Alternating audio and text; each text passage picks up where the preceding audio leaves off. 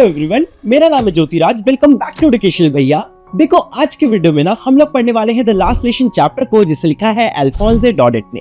I know ये थोड़ा अजीब सा बात है कि तुम्हारे फर्स्ट चैप्टर का नाम है द लास्ट लेसन, लेकिन इस चैप्टर के नाम की तरह ये स्टोरी अजीब नहीं होने वाला है। ये स्टोरी बहुत ही ज्यादा इमोशनल स्टोरी है एंड हो सकता है इस स्टोरी को पढ़ने के बाद तुम अभी ना रो, लेकिन जिस दिन तुम्हारे क्लास 12 का फेयरवेल होगा उस दिन तुम स्टोरी को याद करोगे और उस वक्त तुम्हारे आंखों से आंसू निकलेगी। खैर, और लंबा बिल्डअप नहीं करते हैं, जल्दी से हम स्टोरी का एक्सप्रेशन स्टार्ट करते हैं। तो सबसे पहले इस स्टोरी को लिखा है अल्फोंसे डॉडेट ने और ये एक फ्रेंच नोवेलिस्ट थे और इन्होंने इस कहानी को फ्रैंको पर्शियन वॉर के दौरान लिखी है। वैसे ये वॉर 1870 से लेके 1871 तक चला था और एट द एंड जो फ्रांस होता है ना, वो पर्शिया से वॉर हार जाता है। और इस वॉर की सबसे इंटरेस्टिंग बात ये है कि इस वॉर को बिस्मार्क चचा ने ही लीड किया था और बिस्मार्क चचा के बारे में तुमने ऑलरेडी हिस्ट्री में पढ़ रखा होगा। इस वॉर के बाद फ्रेंच डिस्ट्रिक्ट एल्सेक और लॉरेन पर्शियन के पास चली जाती है। ऑब्वियसली यार, अगर कोई भी कंट्री वॉर हारता है तो उस कंट्री का कुछ हिस्सा दूसरे कंट्री के पास चला जाता है। उसी तरह से फ्रांस का एल्सेक और लॉरेन डिस्ट्रिक्ट पर्शिया के पास चला जाता है। और उस दौरान जब ये सारी चीजें हो रही थी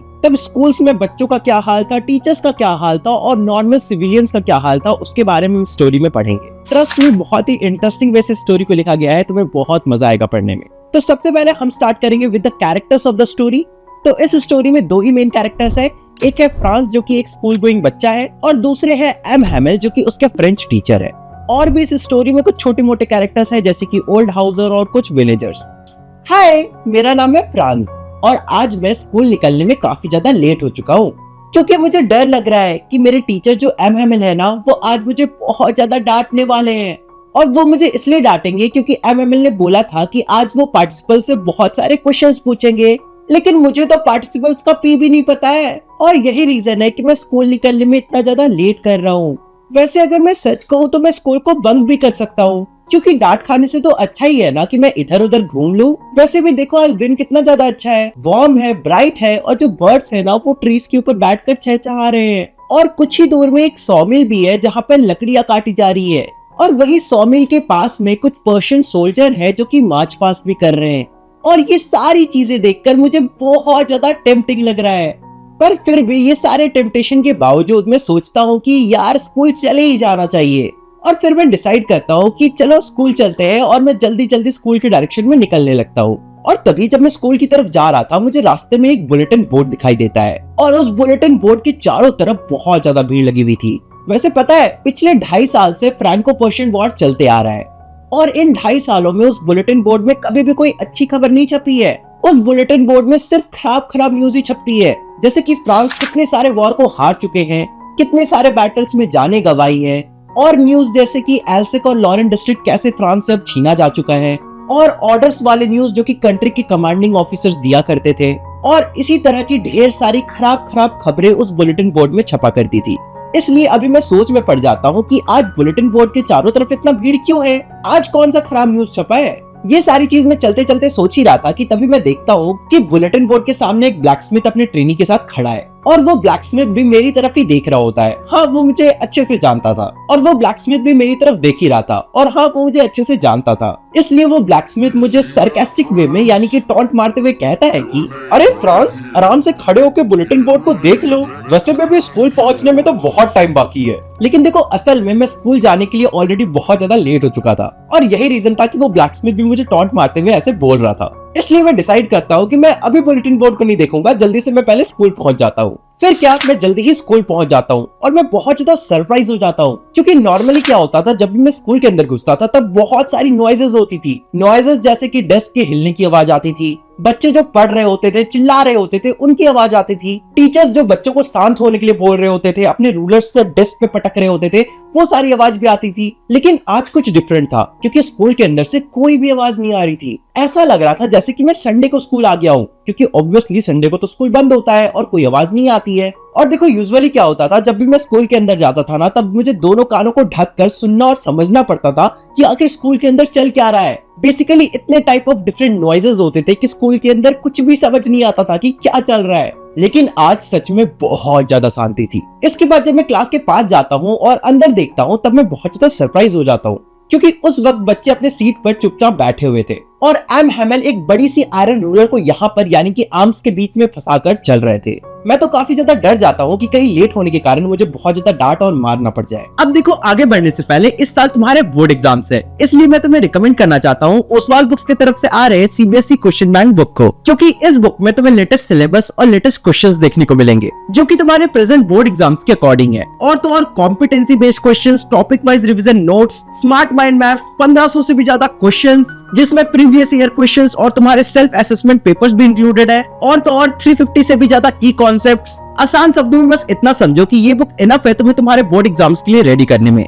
अब बस तुम्हारे ऊपर है कि तुम कितने जल्दी इस बुक को लेते हो और अपने पढ़ाई को स्टार्ट कर देते हो। और पता है, इस बुक में तुम्हें answering tips, fully solved answers और एग्जामिनर्स कमेंट भी देखने को मिलेगा, ताकि तुम ये समझ पाओ कि तुम्हें तुम्हारे बोर्ड एग्जाम्स में आंसर्स को कैसे लिखना है। एंड ट्रस्ट मी, ये काफी ज्यादा इंपॉर्टेंट होता है, वरना कई बार तुमने सब कुछ पढ़ लिया है बट तुम्हें यही नहीं पता होता कि एग्जाम में आंसर्स को लिखना कैसे है। और यही रीजन होता है कि तुम्हारे एग्जाम्स में मार्क्स थोड़े कम आते हैं। देखो, ओसवाल के इस बुक का लिंक तुम्हें डिस्क्रिप्शन में देखने को मिल जाएगा, तो अगर तुम चाहो तो वहां से जाके परचेस कर सकते हो। अब चलो चैप्टर को कंटिन्यू करते हैं। हालांकि बहुत ही स्ट्रेंज चीज होती है, जो एमएमएल होते हैं वो मुझे बिल्कुल भी डांटते या मारते नहीं है, बल्कि उल्टा मुझे बहुत ही ज्यादा पोलाइट वे से बोलते हैं कि जाओ अपने सीट पर जाकर बैठ जाओ फ्रांस, वरना आज हम तुम्हारे बिना ही क्लास स्टार्ट करने वाले थे। और फिर मैं नोटिस करता हूँ कि एमएमएल ने बहुत ही खूबसूरत सा ग्रीन कोट, शर्ट और सिल्क कैप पहन रखा है, और ये जो उनका ड्रेस था ना, ये एम्ब्रॉयडर्ड था। और फिर मैं सोच में पड़ जाता हूँ कि आखिर आज एमएमएल ने ऐसा ड्रेस क्यों पहन रखा है, क्योंकि जो नॉर्मली टीचर्स होते हैं ना, वो यूजुअल डेज में ऐसे कपड़े नहीं पहना करते हैं।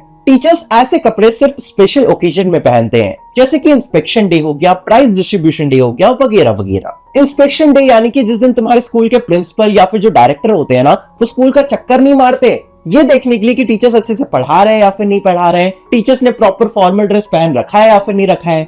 सिर्फ ऐसे दिनों में ही जो टीचर्स होते थे ना, वो स्पेशल टाइप ऑफ ड्रेस पहनते थे।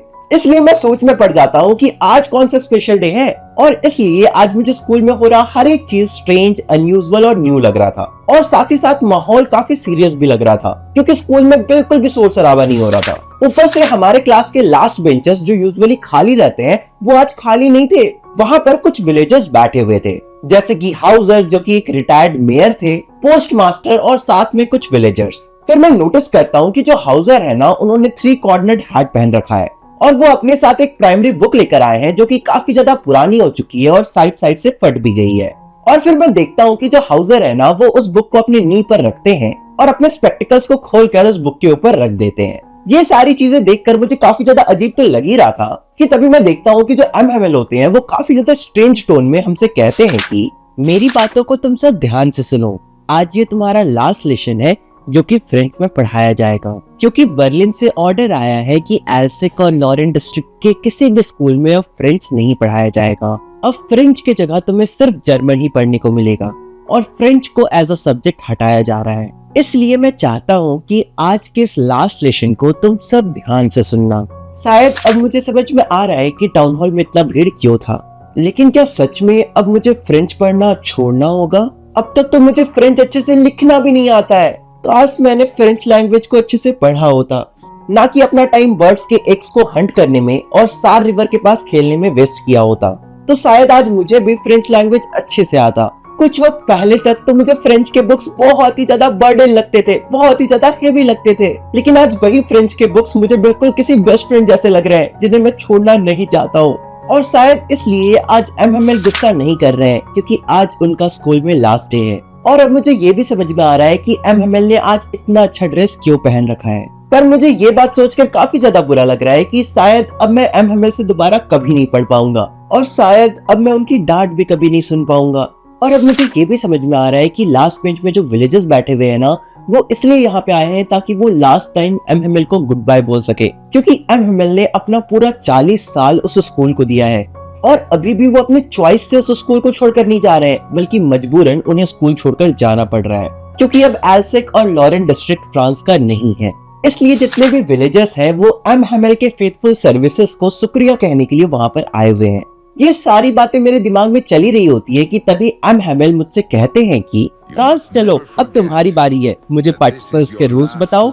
मैं पूरा कोशिश करता हूँ कि मैं सब कुछ क्लियर बोलूँ, सब कुछ सही बोलूँ, पर जैसे ही मैं बोलना शुरू करता हूँ, मैं अपने पहले वर्ड में ही डगमगा सा जाता हूँ। क्योंकि मैंने कुछ भी अच्छे से पढ़ा ही नहीं होता है। और हालांकि हर बार एमएमएल ऐसा होने से मुझे डांटते थे, लेकिन इस बार एमएमएल मुझे डांटते नहीं है, उल्टा बोलते हैं कि फ्रांस मैं तुम पे चीखूंगा नहीं, लेकिन तुम्हें बुरा लगना चाहिए, क्योंकि तुम रोज कहते थे ना कि तुम इससे पढ़ कर आओगे, तुम इसे सीख जाओगे। लेकिन देखो अब क्या हुआ है, अभी तक तुम्हें फ्रेंच लैंग्वेज अच्छे से बोलना और लिखना तक नहीं आता है, और ये एल्सेक डिस्ट्रिक्ट की एक बहुत बड़ी प्रॉब्लम है। और अब कल से तुम लोग ये पढ़ने भी नहीं वाले हो। जो ये फ्रेंच लैंग्वेज है ये इस डिस्ट्रिक्ट में अब कहीं भी नहीं पढ़ाया जाएगा। और कल से जो लोग तुम्हें रूल करने आएंगे, जो लोग हमें रूल करने आएंगे, उनके पास अब पूरा राइट है कि वो लोग कह सके कि तुम लोग कहने के तो फ्रेंच मैन हो, लेकिन तुम लोगों को खुद की लैंग्वेज पढ़ना और लिखना नहीं आता है। पर फ्रांस, ये तुम्हारी अकेले की गलती नहीं है, बल्कि गलती मेरी और तुम्हारे पेरेंट्स दोनों की है। तुम्हारे पेरेंट्स तुम पे ध्यान नहीं देते थे कि तुम क्या पढ़ रहे हो। वो तो बस ये चाहते थे कि तुम फार्म और मिल में जाके वर्क करो ताकि तुम कुछ पैसे कमा कर ला सको। और हाँ, मैं भी ब्लेम करने के लायक हूँ, क्योंकि कई बार मैं भी तुम्हें गार्डन में भेज दिया करता था फ्लावर्स को वाटर देने के लिए, जबकि अगर मैं चाहता तो तुम्हें रोक कर अच्छे से फ्रेंच लैंग्वेज पढ़ना और लिखना सिखा सकता था। और कभी कभी जब मेरा फिशिंग करने का मन करता था तब मैं तुम सबको छुट्टी दे दिया करता था। और यही सारी रीजंस की वजह से मैं भी ब्लेम करने के लायक हूँ कि तुम्हें अच्छे से फ्रेंच लैंग्वेज नहीं आता है। पर देखो, जो फ्रेंच लैंग्वेज है ना, ये दुनिया की सबसे ब्यूटीफुल लैंग्वेज है और हमें इसे बचा कर रखना चाहिए। और हम इस लैंग्वेज को ऐसे ही नहीं गवा सकते हैं। और पता है, जब जब इस दुनिया में किसी पर्टिकुलर जगह के लोगों को कैद किया गया है, तब उन कैद हुए लोगों के लिए उनका लैंग्वेज ही होता है जो एज अ वेपन काम करता है, और उनके लैंग्वेज की वजह से ही वो वापस आजाद हो पाते हैं। यानी कि जब तक हम हमारे लैंग्वेज पे पकड़ रखेंगे ना, तब तक हमारे पास इंस्लेवमेंट की चाबी रहेगी, और तभी हम वापस से आजाद हो पाएंगे, यानी कि एल्सेक और लॉरेन डिस्ट्रिक्ट को आजाद करवा पाएंगे। क्योंकि जो कंट्री स्लेव बन चुकी है, वो अगर उस कंट्री की लैंग्वेज बोलने लगे जिसके कारण वो स्लेव बनी है, तो फिर वो कंट्री दोबारा कभी भी आजाद नहीं हो सकती है। फिर इसके बाद एमएमएल ग्रामर की बुक लेते हैं और एक लेसन को पढ़ाना स्टार्ट कर देते हैं। और पहली बार मुझे ये लेसन बिल्कुल अच्छे से समझ आ रहा था। इवन जो एमएमएल थे वो भी इस लेसन को काफी अच्छे से समझा रहे थे, क्योंकि उन्हें भी पता था कि ये उनका लास्ट लेसन है, और वो ये नहीं चाहते थे कि क्लास का एक भी बच्चा को वो लेसन समझ में ना आए। और एमएमएल चाहते थे कि उन्हें जितना भी पता है उस लेसन के बारे में और फ्रेंच लैंग्वेज के बारे में, वो हमें बता कर जाए। फिर इसके बाद क्या होता है, एमएमएल ग्रामर सेक्शन को पढ़ाने के बाद हमें राइटिंग सेक्शन पढ़ाते हैं, और एमएमएल राइटिंग सेक्शन को भी बहुत अच्छे से समझाते हैं। और राइटिंग सेक्शन के दौरान वो सभी बच्चों को कॉपीज डिस्ट्रीब्यूट करते हैं, जिसके ऊपर लिखा हुआ था फ्रांस एल्सेक, फ्रांस एल्सेक। यानी कि जो एल्सेक डिस्ट्रिक्ट है ना, वो सिर्फ फ्रांस का है, किसी और कंट्री का नहीं। जर्मनी का तो बिल्कुल भी नहीं। वैसे जब सभी कॉपीज को बेंच पे रख दिया जाता है तो बिल्कुल ऐसा लग रहा था जैसे सारे बेंचेस में फ्लैग लगे हुए हैं, और सभी फ्लैग रॉड से कनेक्टेड है। जो बेंच था वो रॉड का काम कर रहा था, और जो कॉपीज थे वो फ्लैग का काम कर रहे थे।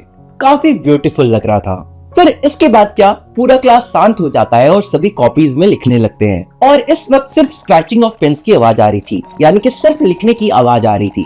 तुम इमेजिन कर ही सकते हो कि पूरे क्लास में पिन ड्रॉप साइलेंस था, और यही रीजन था कि जो बच्चे पेन से लिख रहे थे सिर्फ उसकी ही आवाज क्लास में गूंज रही थी, और कोई भी आवाज वहाँ पर नहीं आ रही थी। इसी बीच जो मॉस्किटो मच्छर होता है वो क्लासरूम में घुस जाता है। लेकिन सरप्राइजिंग बात तो ये थी कि कोई भी स्टूडेंट, कोई भी बच्चा उस मॉस्किटो पे ध्यान तक नहीं देता है, जबकि पहले ऐसा नहीं होता था। अगर क्लासरूम में एक इंसेक्ट भी घुस जाता था तब भी हड़कंप मच जाता था। सभी बच्चे पैनिक करने लगते थे, चिल्लाने लगते थे, मजे करने लगते थे। लेकिन इस वक्त सभी बच्चे एमएमएल की बातों को लेकर काफी ज्यादा अटेंटिव थे, और कोई भी उनसे नजर नहीं हटा रहे थे। सभी उनकी बातों को ध्यान से सुनना चाहते थे। और पता है, उस वक्त हमारे क्लासरूम के ऊपर कुछ पीजन्स भी बैठे हुए थे, यानी कि कबूतर बैठे हुए थे, और वो पीजन्स तक साउंड नहीं कर रहे थे। ऐसा लग रहा था कि वो भी एमएमएल की बातों को ध्यान से सुनना चाहते हैं। ऐसा लग रहा था कि वो भी एमएमएल की बातों को अच्छे से सुन रहे हैं और समझ रहे हैं। फिर मैं सोचता हूँ कि क्या जो जर्मन्स है वो पीजन्स को भी फोर्स करेंगे कि वो अपने लैंग्वेज को चेंज करके जर्मन बोलना स्टार्ट कर दे, जिस तरह जो जर्मन्स है वो हमें फोर्स कर रहे हैं कि हम हमारी लैंग्वेज को छोड़कर